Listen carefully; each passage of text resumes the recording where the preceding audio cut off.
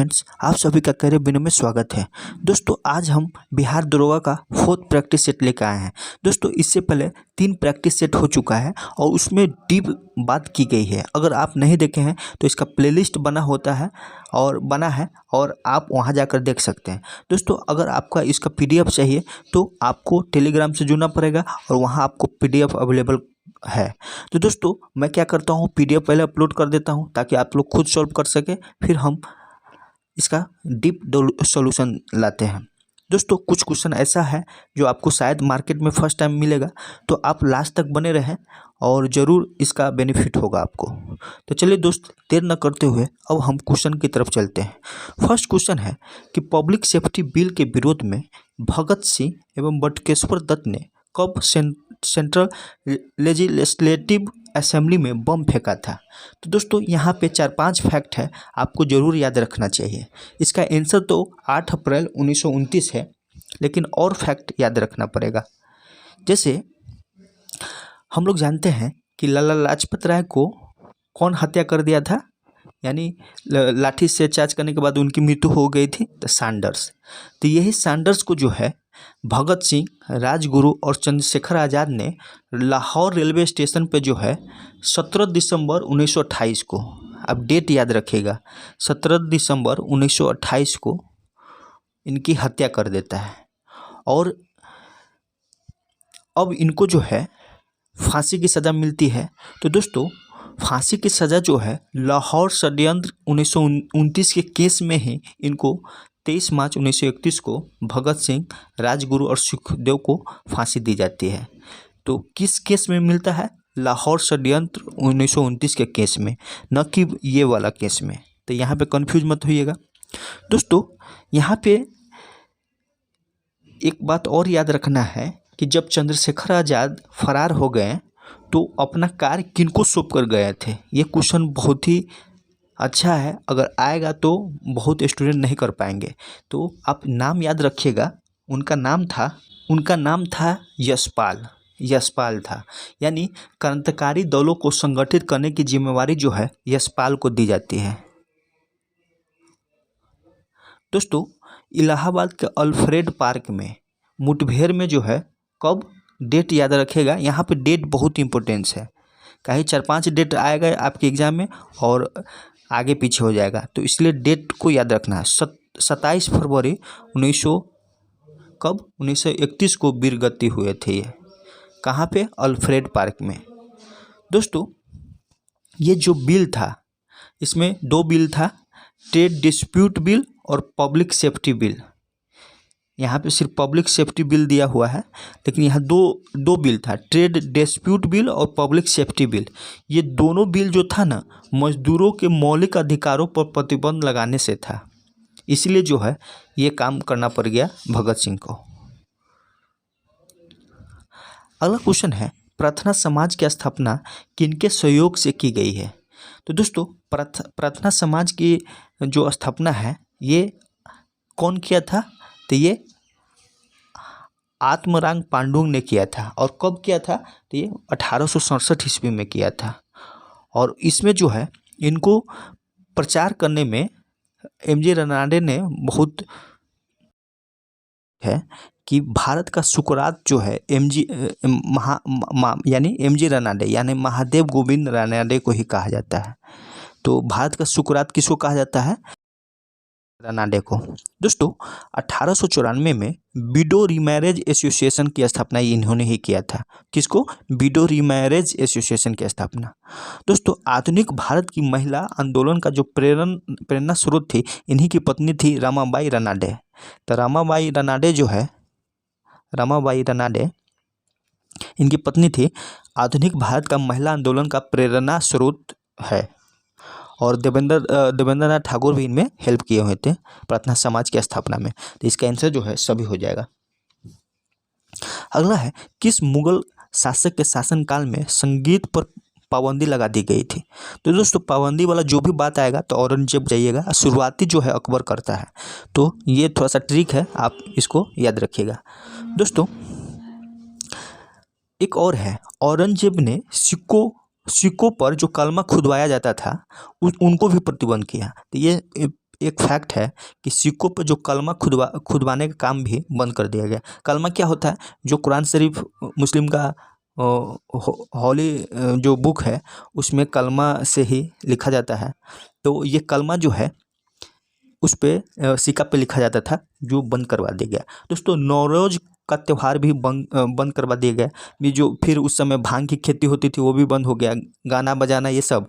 दोस्तों झरोखा दर्शन भी बंद हो गया।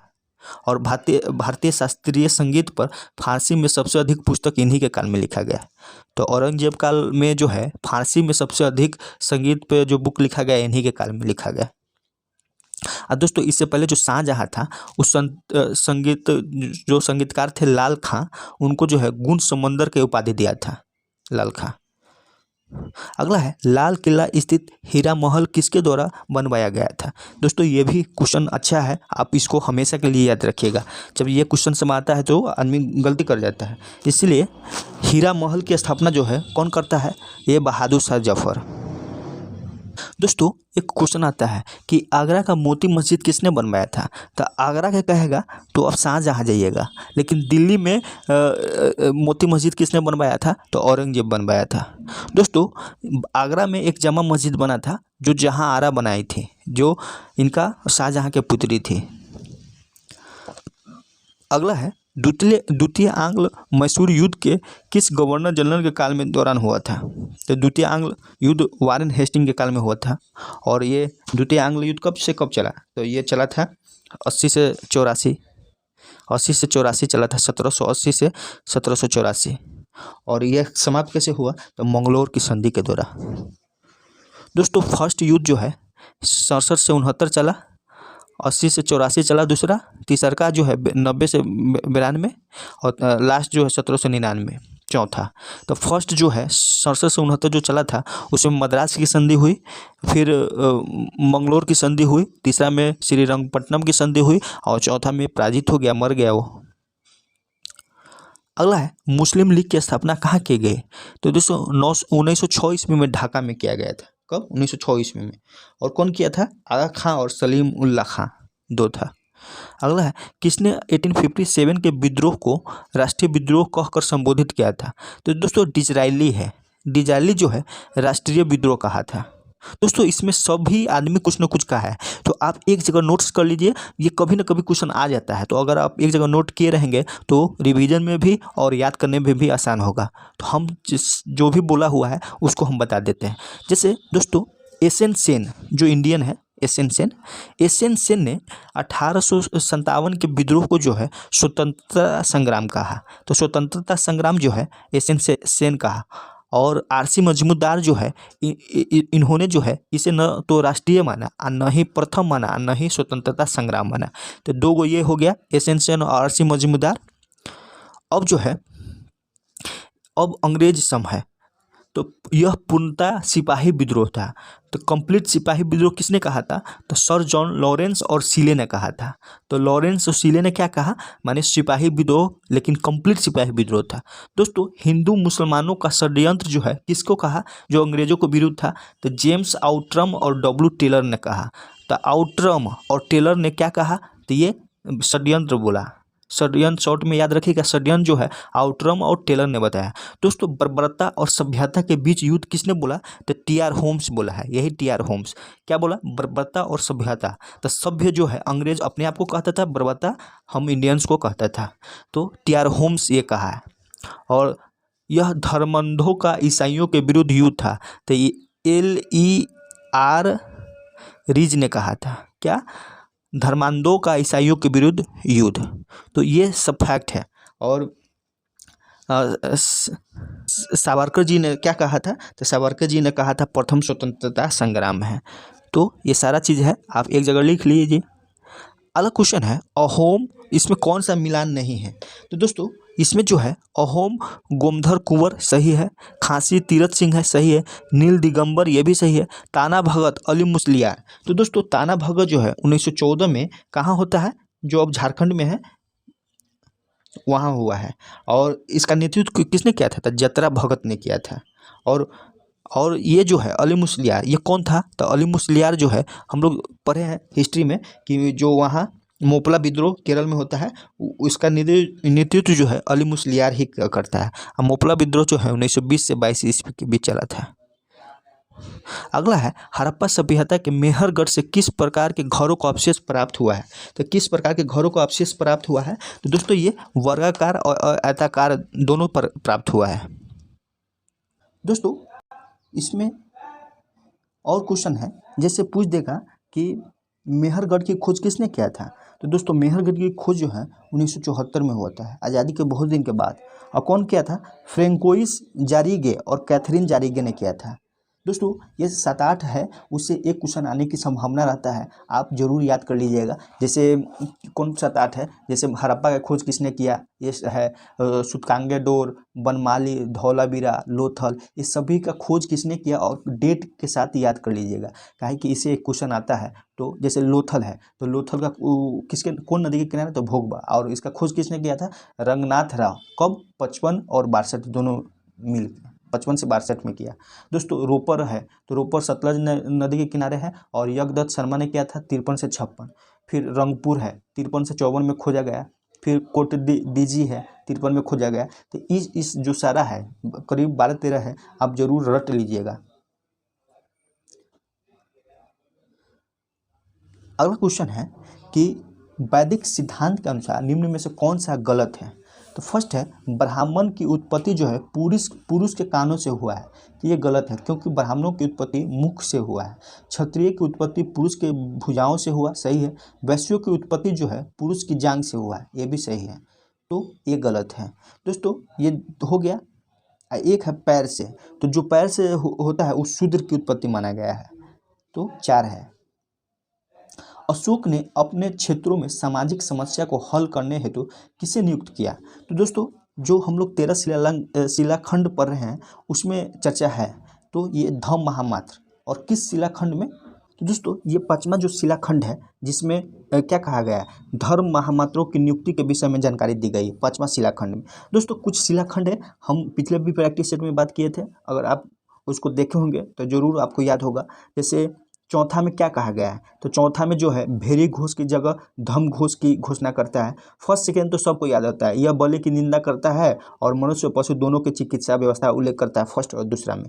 तीसरा में है कि राजकीय अधिकारियों को यह आदेश दिया जाता है कि वो हर 5 वर्ष के उपरांत जो है अपने क्षेत्र में दौरा करे, और धार्मिक नियमों का भी उल्लेख किया गया है तीसरा में। दोस्तों 13वां में तो कलिंग युद्ध का है। फिर 10वां है, इसमें अशोक ने आदेश दिया कि राजा और उच्च अधिकारी हमेशा प्रजा के हित में सोचेंगे।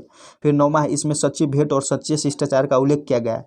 तो सच्चे भेंट और सच्चे शिष्टाचार का उल्लेख कहाँ किया गया, 9वां शिलालेख में। छठा में क्या है दोस्तों, छठा को याद रखिएगा, बहुत ही अच्छा चीज़ है इसमें। छठा में है कि इसमें आत्मनियंत्रण की शिक्षा दी गई है, यानी आत्मनियंत्रण कैसे करना है, छठा शिलालेख में है। और 7वां में क्या है, इनमें अशोक की तीर्थ यात्राओं का उल्लेख किया गया है। तो इस तरह से जो है 14 शिलालेख है उसमें कंप्लीट याद कर लीजिएगा। 14वां शिलालेख में क्या है, तो अशोक ने जनता को धार्मिक जीवन बिताने के लिए प्रेरित किया, तो ये सब है। दोस्तों सम्हारता कौन था, तो अशोक के समय जो सम्हारता था ये राजस्व वसूली करता था, तो सम्हारता राजस्व वसूली करता था।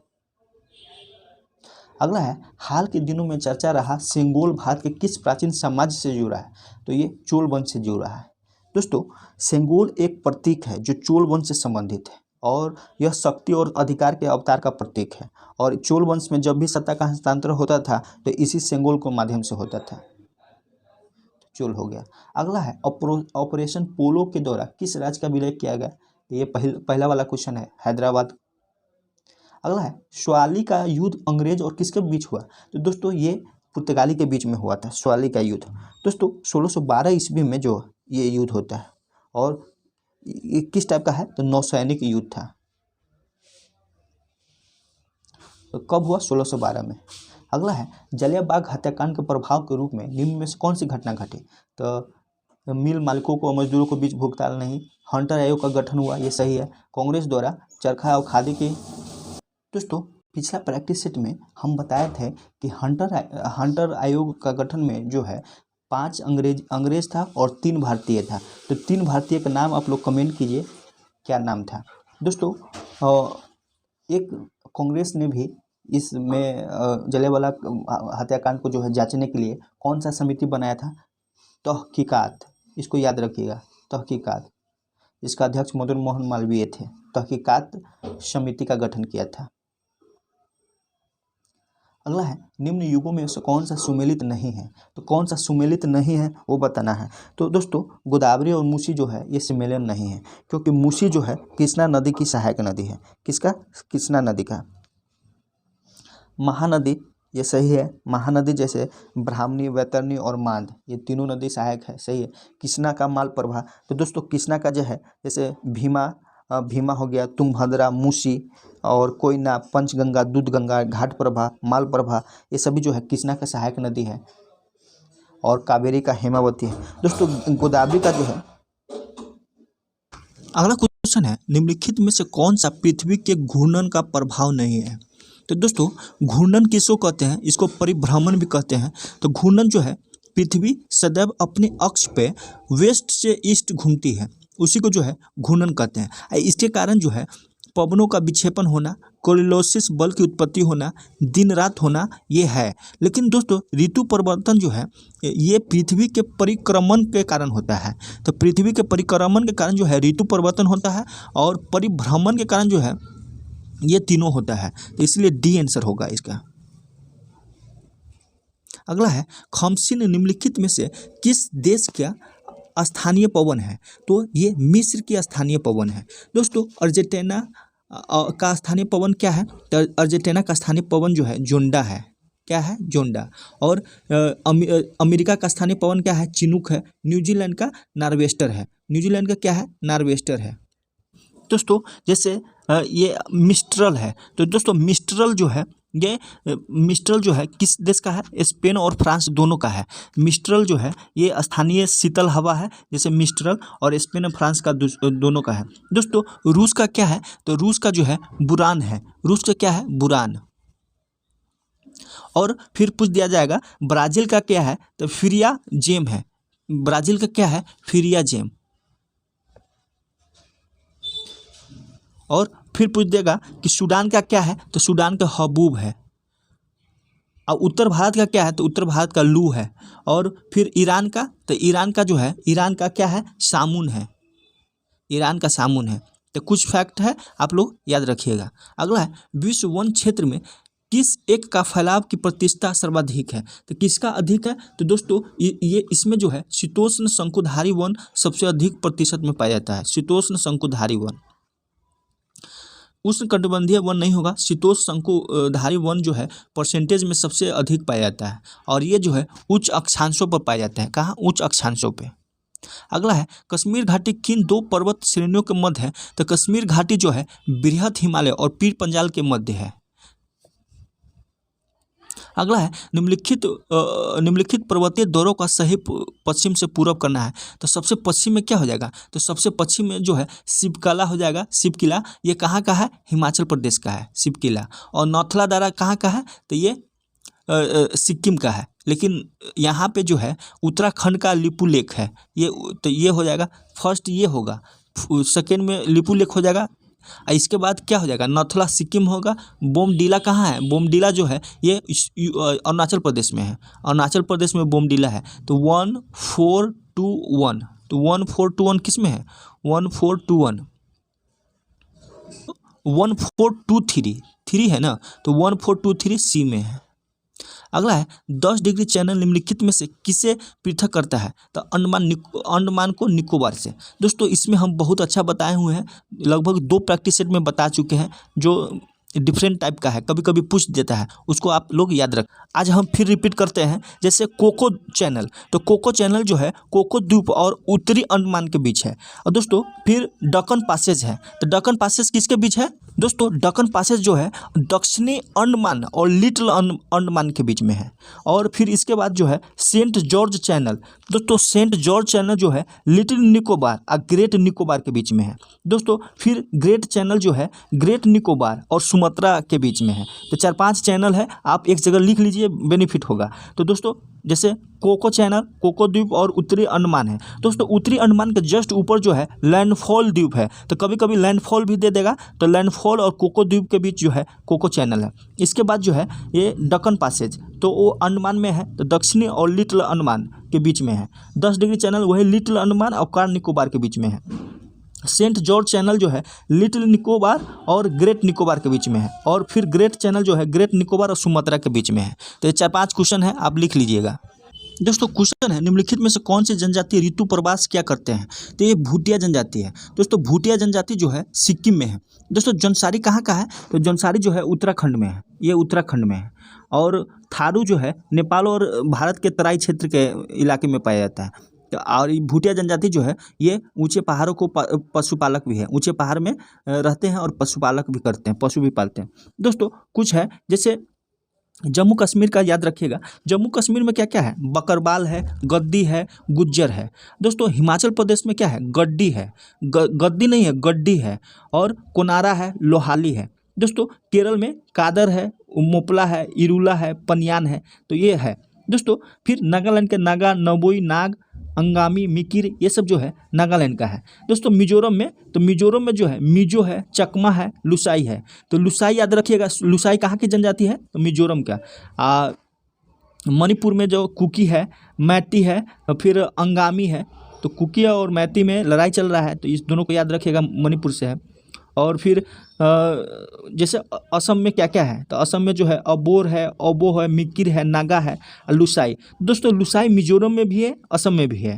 अरुणाचल प्रदेश में कौन कौन है? तो मिसमी है और मेजी है, अपतनी है। तो ये सब जो है अरुणाचल प्रदेश में। दोस्तों अंडमान निकोबार का अब जरूर याद रखिएगा, क्या है कि क्वेश्चन आता है।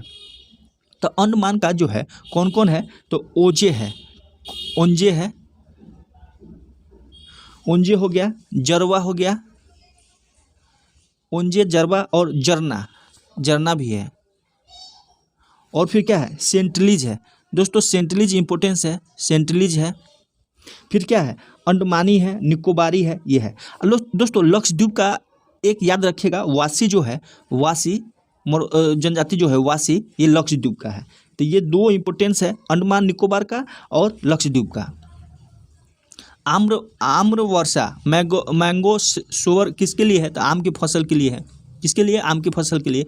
ये मानसून से पहले जो फुहार आता है वो है। और इससे पहले प्रैक्टिस सेट में जो है जैसे काल बैसाखी का है, बंगाल का है।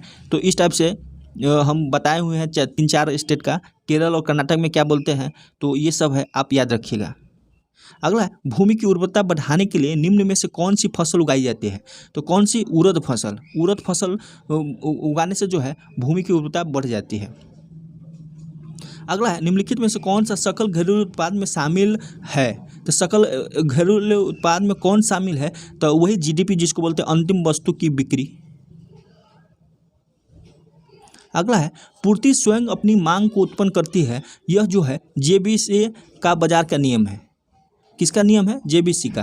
दोस्तों यह नियम जो है वस्तु विनिमय और मुद्रा विनिमय दोनों पर लागू होता है। अगला है, खुसरो से संबंधित समिति, माने खुसरो समिति किससे संबंधित है? तो दोस्तों कृषि साक्ष्य है। इससे पहले जो है हम 7-8 समिति का चर्चा किए थे, उसमें कृषि ऋण के बारे में चर्चा किए थे, जो खुसरो समिति से संबंधित है। दोस्तों स्वामीनाथन समिति किससे संबंधित है? तो जनसंख्या नीति से है। नरसिम्हन समिति बैंक सुधार से है। रंगराजन भुगतान संतुलन से। राजा चलैया कर सुधार से। तेंदुलकर समिति जो है निर्धारता रेखा के आकलन हेतु यह समिति बना था। केलकर पिछड़ी जातियों पर पहली समिति है, केलकर। तो और राजीव गांधी, इंदिरा गांधी को याद रखिएगा। राजीव गांधी के समय जैन आयोग बना था और इंदिरा गांधी के समय जो है ठक्कर आयोग बना था। काठौरी आयोग किससे संबंधित है? तो शैक्षणिक सुधार से है। अगला है, भारतीय रिजर्व बैंक में साख नियंत्रण के तरीके में कौन सा शामिल है? तो साख नियंत्रण के तरीके में जो है बैंक नीति दर, नैतिक प्रभाव की नीति और खुले बाजार की नीति, ये सभी प्रभावित है। अगला है, गरीबी रेखा के निर्धारण से संबंधित लकड़वाला समिति ने अपनी रिपोर्ट कब प्रकाशित की थी? तो दोस्तों ये बना था, कब बना था? 1989 में बना था, लेकिन रिपोर्ट जो है 1993 में दिया था।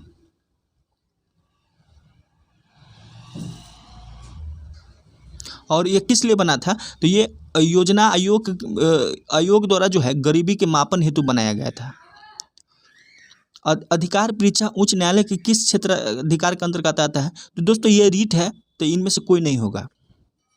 5 प्रकार का रीट है जो आर्टिकल 26 के तहत 32 के तहत जो है सुप्रीम कोर्ट और 226 यानी 226 के तहत जो है हाई कोर्ट जारी करता है। अगला है उपराष्ट्रपति के निर्वाचन के संबंध में कौन सा कथन सही नहीं है? सही नहीं है वो बताना है। फर्स्ट है उपराष्ट्रपति पद से संबंधित प्रावधान अमेरिका के संविधान से लिया गया है, सही है। उपराष्ट्रपति को मतदान का अधिकार प्राप्त है, दोस्तों ये गलत है। उपराष्ट्रपति राज्यसभा के पदेन सभापति होता है, सही है। इनका 35 वर्ष की आयु अनिवार्य है, ये भी सही है। दोस्तों संविधान में उपराष्ट्रपति से संबंधित प्रावधान जो है अमेरिका से लिया गया है, ये सही है। और उपराष्ट्रपति राज्यसभा का सदस्य नहीं होता है, ये पदेन सभापति होता है, इसलिए उसे मत देने का अधिकार प्राप्त नहीं है। परंतु सभापति के रूप में निर्णायक मत देने का अधिकार है। तो अगर सभापति के रूप में कहता, यहाँ सीधे उपराष्ट्रपति कह रहा है, इसलिए ये गलत हो गया। अगला है राज्य के नीति निर्देशक सिद्धांत के अंतर्गत धन समान वितरण किस अनुच्छेद में है? तो धन समान जो है अनुच्छेद 39 के ख में है। यानी इसमें कहा गया है कि राज्य अपनी नीति का क्रियान्वयन इस प्रकार करेगा कि जिससे भौतिक संसाधनों पर स्वामित्व और नियंत्रण का बंटवारा उचित तरीके से हो, जिससे सभी को समूहों को हितों को लाभ हो। और गौ में क्या है दोस्तों? तो गौ में है अर्थव्यवस्था के अंतर्गत धन और उत्पादन के साधनों का जनसाधारण के विरुद्ध संकेंद्रण न होना। और घ में क्या है? तो यही समान कार्य के लिए समान वेतन जो है घ में है। अगला है भारतीय नागरिकता अधिनियम 1955 के अनुसार भारतीय नागरिकता को कितने तरीके से प्राप्त किया जा सकता है? तो कितने तरीकों से? तो 5 तरीका। और कौन कौन है दोस्तों? 5 तरीका है, जैसे जन्म से हो गया, वंश परंपरा द्वारा नागरिकता प्राप्त की जाती है, देशीकरण द्वारा होता है, पंजीकरण द्वारा होता है और भूमि विस्तार द्वारा होता है। दोस्तों कितने तरीका है जिससे अंत होगा? तो ये 3 है। कौन कौन? नागरिकता का प्रत्याग करने से, किसी अन्य देश की नागरिकता स्वीकार कर लेने से, सरकार द्वारा नागरिकता छीनने पर। तो ये 3 तरीका है। अगला है संघ एवं राज्य के बीच शक्ति विभाजन की अवधारणा किस देश के संविधान से लिया गया है? तो ये दोस्तों कनाडा है। दोस्तों इसमें एक जगह आप इसको भी लिख लिया कीजिए। तो अमेरिका से क्या क्या लिया गया है? तो अमेरिका से जो है वो फंडामेंटल राइट इम्पोर्टेंस है, न्यायिक पुनरावलोकन लिया है, संविधान की सर्वोच्चता लिया गया है, न्यायपालिका की स्वतंत्रता, निर्वाचित राष्ट्रपति और उस पर महाभियोग लिया गया है, उपराष्ट्रपति का पद लिया गया है, उच्चतम और उच्च न्यायालयों के न्यायाधीशों को हटाने की विधि और वित्तीय आपात लिया गया है। तो वित्तीय आपात कहाँ से लिया गया है? अमेरिका से। दोस्तों ब्रिटेन से क्या है? तो संसाधनात्मक शासन प्रणाली, एकल नागरिकता और विधि निर्माण की प्रक्रिया जो है ये ब्रिटेन से लिया गया है। आयरलैंड से जानते हैं नीति निर्देशक सिद्धांत और राष्ट्रपति के निर्वाचक मंडल की व्यवस्था जो है आयरलैंड से लिया गया है। दोस्तों फिर हम 12 जो सदस्य राष्ट्रपति मनोनीत करता है वो भी जो है आयरलैंड से लिया गया है। तो नीति निर्देशक तक तो याद हो गया होगा, लेकिन आपको याद करना है निर्वाचक मंडल जो राष्ट्रपति का बनता है और फिर राज्यसभा में जो 12 मनोनीत करता है राष्ट्रपति, वो आयरलैंड से लिया गया है। दोस्तों ऑस्ट्रेलिया से क्या क्या लिया गया है? प्रस्तावना की भाषा जो है ऑस्ट्रेलिया से लिया गया है। समवर्ती सूची की प्रावधान जो है ये ऑस्ट्रेलिया से लिया गया है। और फिर संसदीय विशेषाधिकार जो है ऑस्ट्रेलिया से लिया गया है। कनाडा से तो एक तो जानिए गए कि ये शक्ति का विभाजन लिया गया है। फिर संघात्मक विशेषता, अवशिष्ट शक्तियों जो है केंद्र के पास होता है उसको लिया गया है। फिर राज्यपाल की नियुक्ति लिया गया है। तो इस तरह से कनाडा से लिया गया है। दोस्तों दक्षिण अफ्रीका से क्या लिया गया है? तो ये संविधान संशोधन की प्रक्रिया का प्रावधान लिया गया है दक्षिण अफ्रीका से। और रूस से मौलिक कर्तव्य, और जापान से जो है विधि द्वारा स्थापित प्रक्रिया लिया गया है। और फिर जो है जर्मनी से क्या लिया गया है? तो आपातकाल के प्रवर्तन के दौरान राष्ट्रपति के मौलिक अधिकार संबंधी शक्तियाँ जो है ये जर्मनी से लिया गया है। तो ये सभी देश का आप एक जगह लिख लेंगे तो बेटर रहेगा। अगला क्वेश्चन है श्रमिक संघ और फौजदारी किस विषय में है? तो ये दोस्तों ये किस विषय का है? तो ये आपको समवर्ती सूची में होगा।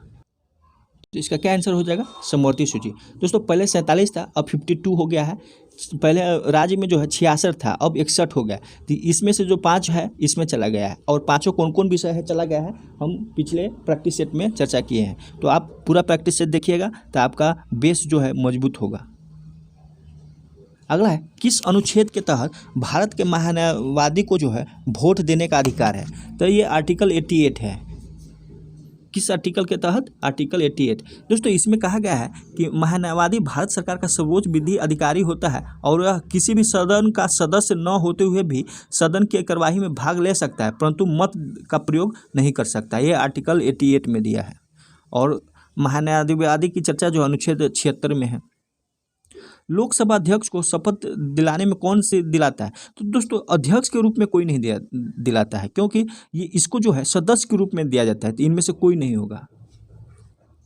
अगला है, और इसका किस आर्टिकल में है? तो अध्यक्ष उपाध्यक्ष की चर्चा जो है आर्टिकल 93 में है।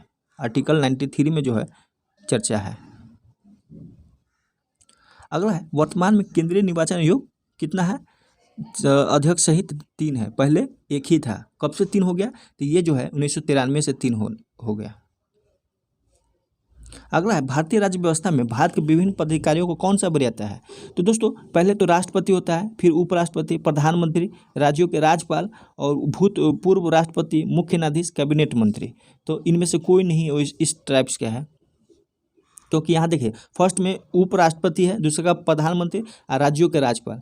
तो ये तो फर्स्ट सही हो गया। इसमें बोल रहा है ना कौन सा गलत मिलान है? फर्स्ट सही होगा। दूसरा का देखिए लोकसभा अध्यक्ष, फिर कैबिनेट मंत्री, राजदूत, ये भी सही है। उच्चतम न्यायालय न्यायाधीश, नियंत्रक, महालेख परीक्षक, लोकसभा उपाध्यक्ष, तो ये भी सही है। तो इनमें से कोई नहीं गलत है। अगला है, येलो बुक किस देश की है? तो दोस्तों येलो बुक जो है फ्रांस की है। और ग्रीन बुक कहाँ का है? ग्रीन बुक जो है इटली और ईरान का है। इटली और ईरान का जो है ग्रीन बुक है। और फिर ऑरेंज बुक जो है नीदरलैंड का है। ग्रे बुक कहाँ का है? बेल्जियम और जापान का। अगला है, संयुक्त राष्ट्र संघ की स्थापना के समय कितने देशों के प्रतिनिधि ने अधिकार पत्र पर हस्ताक्षर किया था? तो दोस्तों इसकी स्थापना कब हुआ? 24 अक्टूबर 1945 को हुआ था। कब? 24 अक्टूबर 1945 को। और 26 जून को जो है इस पर अधिकार पत्र पे साइन किया गया, जिसमें 50 सदस्य था। और कुछ ही दिन के बाद जो है ये पोलैंड हस्ताक्षर करता है, जो 51वां सदस्य बनता है। तो शुरू में 50 था, 51वां उसके बाद कौन था? तो पोलैंड था। वायुसेना के पश्चिमी कमान का मुख्यालय कहाँ है? तो दोस्तों पश्चिमी कमान का मुख्यालय जो है नई दिल्ली है। अगला है, राधा रेड्डी का संबंध किस शास्त्रीय नृत्य से है? तो ये कुचिपुड़ी से है। शास्त्रीय नृत्य कुचिपुड़ी से है। और कौन कौन है? तो कुचिपुड़ी से राजा रेड्डी है, वेदांतम सत्यनारायणम है, यामिनी कृष्णमूर्ति है, ये कुचिपुड़ी से है। अगला है, the God of small thing पुस्तक के लेखक के लिए किस वर्ष अरुंधति राय को मान बुकर अवार्ड दिया गया था? तो किस वर्ष दिया गया था? तो इनमें से कोई नहीं होगा, क्योंकि मान बुकर पुरस्कार की शुरुआत जो है 1969 से हुआ है। 1969 से हुआ है और यह साहित्य के क्षेत्र में दिया जाने वाला सबसे बड़ा पुरस्कार है। और अरुंधति राय को जो है 1997 में यह पुरस्कार दिया गया।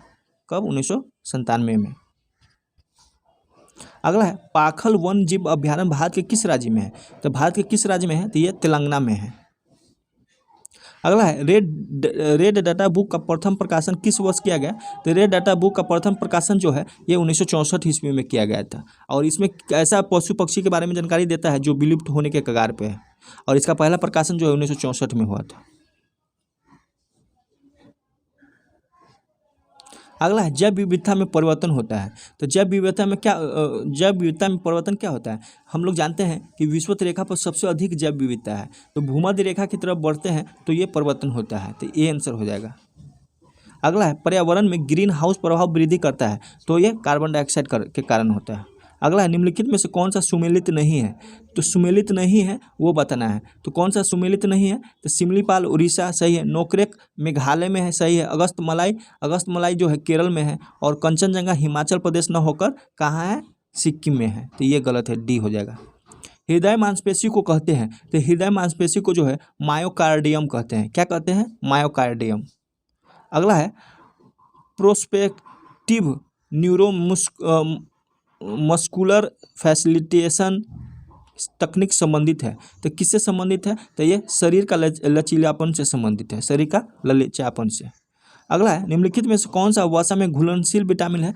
तो एडेक जो है घुलनशील होता है, इसके बाद जो बच जाता है और पानी जल में घुलनशील होता है, तो बी आंसर हो जाएगा, विटामिन बी। अगला है, मानव शरीर की अस्थियां किस आधार पर वर्गीकृत की जाती है? तो ये परिमाण और आकार के आधार पर जो है वर्गीकृत किया जाता है। और 206 हड्डी हम लोग में है वयस्क में, और 275 से 300 के बीच में जो है बच्चा में होता है। अगला, कौन सा ऊतक शरीर का संरक्षण कार्य करता है? तो दोस्तों एपिथेलियम ऊतक जो है संरक्षण का कार्य करता है। दोस्तों जंतु के शरीर को ढकने या बाह्य रक्षा प्रदान करने वाले ऊतक जो है एपिथेलियम ऊतक है।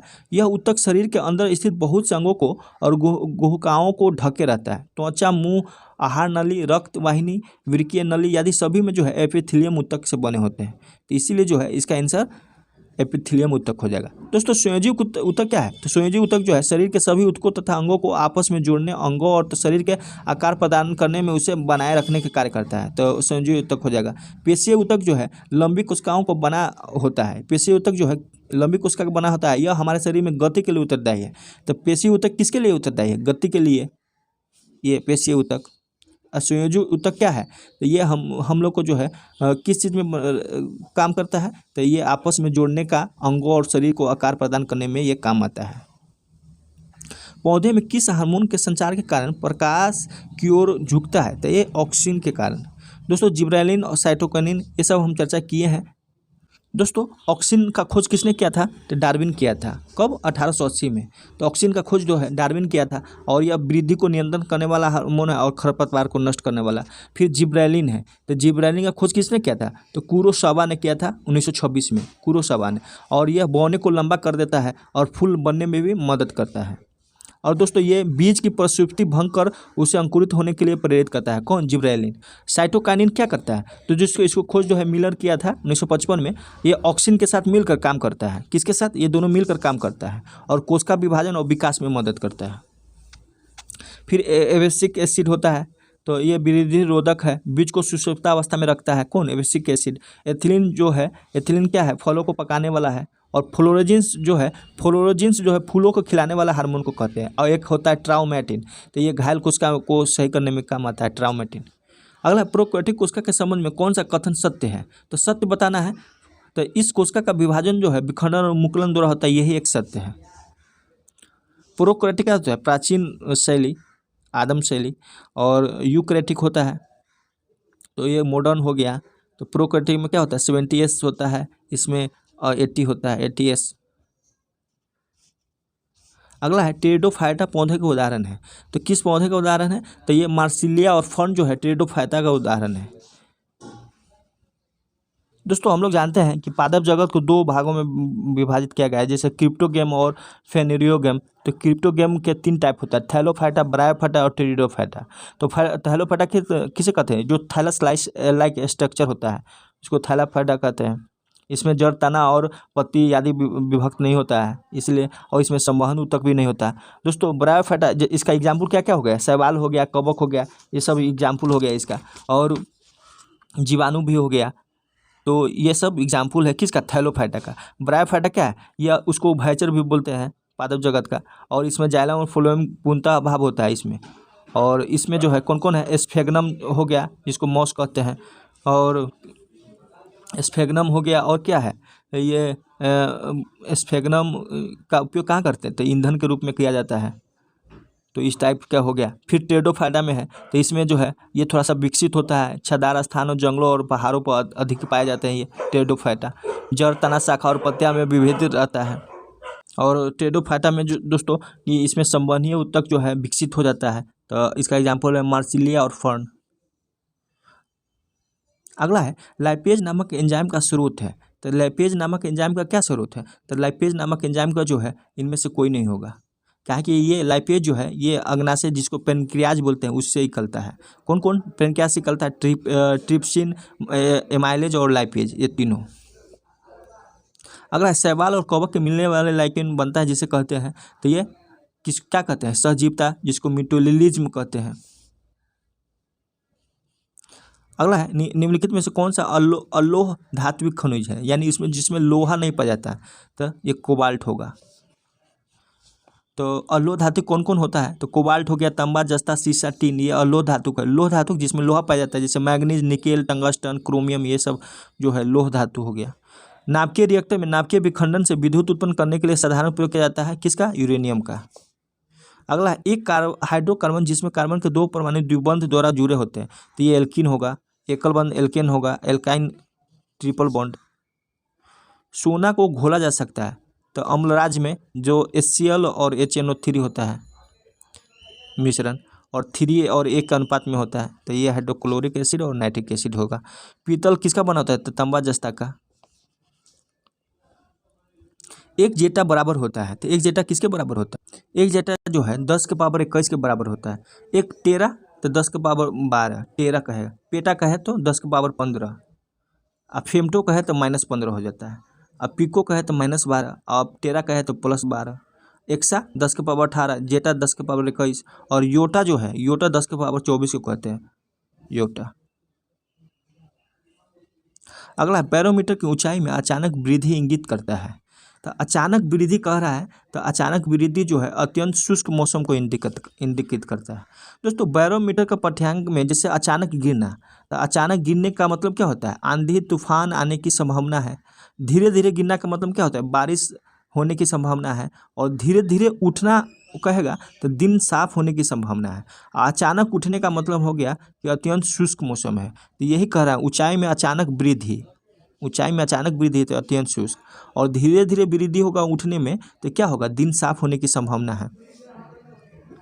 निकल दृष्टि दोष किसके उपयोग उपचारित किया जाता है?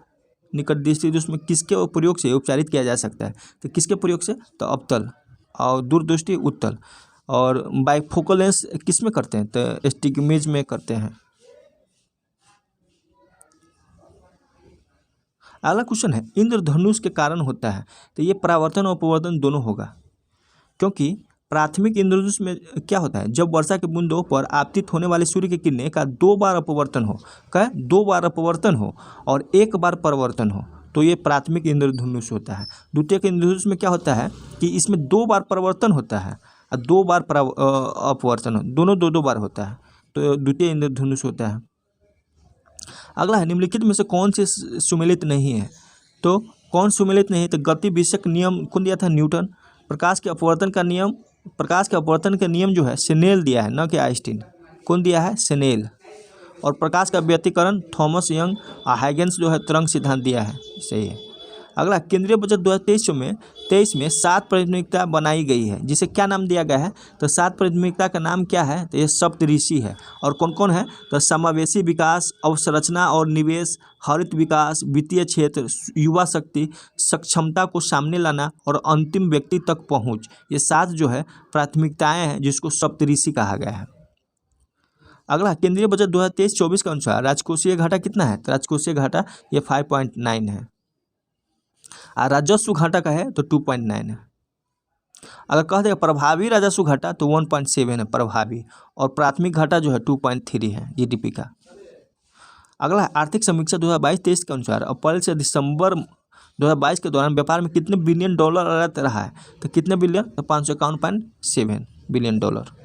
अगला आर्थिक समीक्षा 2022-23 के अनुसार सबसे ज़्यादा FDI किस क्षेत्र में मिला है? तो सबसे ज़्यादा है कंप्यूटर सॉफ्टवेयर हार्डवेयर में, दूसरा जो है सेवा क्षेत्र में है, और तीसरा जो है व्यापार क्षेत्र में है। सबसे अधिक FDI सिंगापुर का। जाति आधारित गणना 2022 के अनुसार बिहार में किस जाति की संख्या है? तो यादव की संख्या सबसे अधिक है। अगला है दिसंबर 2022 में भारत के चेन्नई तट पर मैंडूस तूफान का नामकरण किस देश किया है? तो ये चेन्नई तट पर जो आया था उसको UAE ने किया है। और सितरंग आया था दोस्तों पश्चिम बंगाल और बांग्लादेश में, तो ये थाईलैंड किया था। और फिर आसानी जो है ये श्रीलंका किया है। आसानी जो कहाँ आया था? आंध्र प्रदेश और उड़ीसा में। G20 के शेरपा की पहली बैठक दिसंबर में कहाँ हुई थी? दोस्तों उदयपुर में हुई थी। कहाँ? उदयपुर में। अगला है कोवैक्स नामक वैक्सीन का निर्माता कंपनी कौन है? इसका निर्माता कंपनी जो है सीरम इंस्टीट्यूट ऑफ इंडिया है। अगला है वन वेब इंडिया 2 उपग्रह किस प्रक्षेपण यान द्वारा कक्षा में स्थापित किया गया है? तो ये LVM-3 के द्वारा, LVM-3 तो ये आंसर हो जाएगा। और इसके साथ जो है 2023 में किया गया है ये, और 36 उपग्रहों की कक्षाओं में स्थापित किया गया है इस मिशन के थ्रू। निम्नलिखित में से किसके द्वारा ऑपरेशन सद्भावना की शुरुआत की गई है? तो ऑपरेशन सद्भावना जो है भारतीय सेना द्वारा शुरुआत की गई है। और इसमें क्या होगा? तो इसका उद्देश्य है जम्मू कश्मीर में ग्रामीण क्षेत्रों और LOC के आसपास के क्षेत्रों में लोगों की मदद करना। अगला भारतीय वन स्थिति रिपोर्ट 2021 के अनुसार सर्वाधिक वन आवरण वाले राज्य कौन है? सर्वाधिक वन आवरण वाला राज्य जो है मध्य प्रदेश है, इसके बाद अरुणाचल प्रदेश है, उसके बाद छत्तीसगढ़ है तीसरा नंबर पे। अगला है रंगनाथितु पक्षी अभयारण्य किस राज्य में है? तो किस राज्य में है? ये कर्नाटक में है। और इसको जो है 2022 में रामसर स्थल में शामिल किया गया है। मैंग्रोव की प्रजाति के लिए एक जीन बैंक खोलने की घोषणा किस राज्य ने किया है? तो किस राज्य ने? उड़ीसा राज्य ने किया है। अगला है अनुसंधान प्रौद्योगिकी और नवाचार सहयोग पर एक समझौता ज्ञापन पर हस्ताक्षर भारत ने किस देश के साथ किया है? तो भारत ने जो है मेक्सिको देश के साथ किया है मार्च 2023 में। वर्तमान में नीति आयोग के उपाध्यक्ष कौन है? तो नीति आयोग का उपाध्यक्ष जो है सुमन बेरी है और ये जो है BVR सुब्रमण्यम ये CEO है। अगला है शरद यादव जिनकी मृत्यु 12 जनवरी 2023 को हुई, इनके बारे में देना है। तो वे 7 बार लोकसभा रहे, सही है। 3 बार राज्यसभा के सदस्य रहे और जनता दल यूनाइटेड के पहले राष्ट्रीय अध्यक्ष भी रहे, तो सभी सही है। अगला क्वेश्चन है, क्वेश्चन छूटा है। अगला क्वेश्चन है ग्लोबल फायर पावर इंडेक्स 2023 में भारत का स्थान क्या है? तो भारत का स्थान जो है क्या है? तो भारत का स्थान जो है ये चौथा है। अगला है हाल ही में किस राज्य से संबंधित गमछा को GI टैग प्रदान किया गया है? ये असम का है। तंदूर लाल चने किसका है दोस्तों? किसको GI टैग मिला है? किस देश राज्य के है? तो ये तेलंगाना का है दोस्तों। मिथिला मखाना तो ये बिहार का। अगला है फोर्ब्स द्वारा दुनिया के 100 सबसे अधिक शक्तिशाली महिलाओं की सूची में कितने भारतीय महिला को शामिल किया गया है? तो ये 6 भारतीय महिला है। कौन कौन है?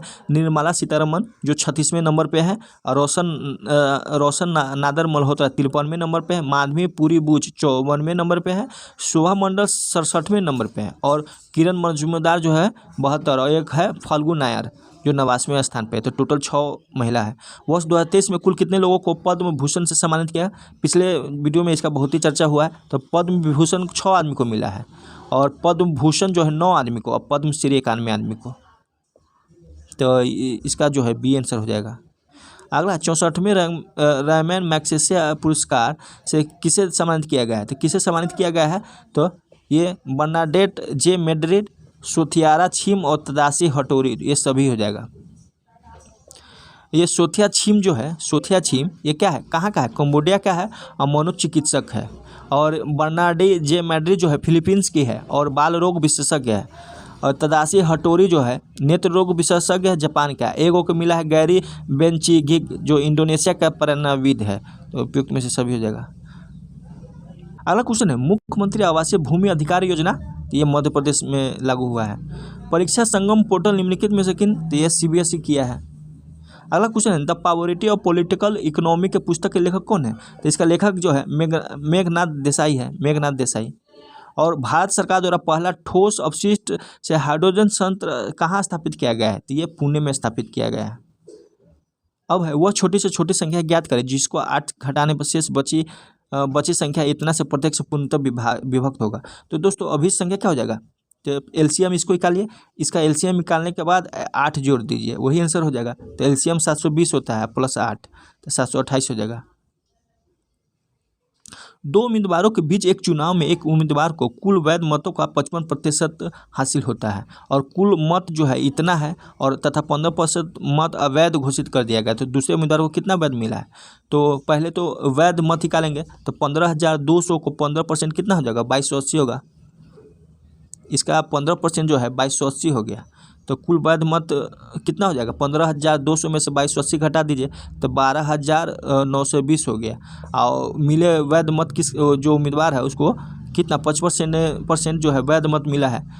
अब वैध मत है कितना? तो वैध मत जो है 12,920 है, 12,920 है, उसको आप 55% निकाल लीजिए, 55/100। तो इसका काटेंगे तो 7106 आ गया। जो बचेगा वो दूसरे उम्मीदवार का है। तो 12,920 में से 7106 घटा देंगे तो 5814 हो जाएगा। इसका आंसर 5814 हो गया।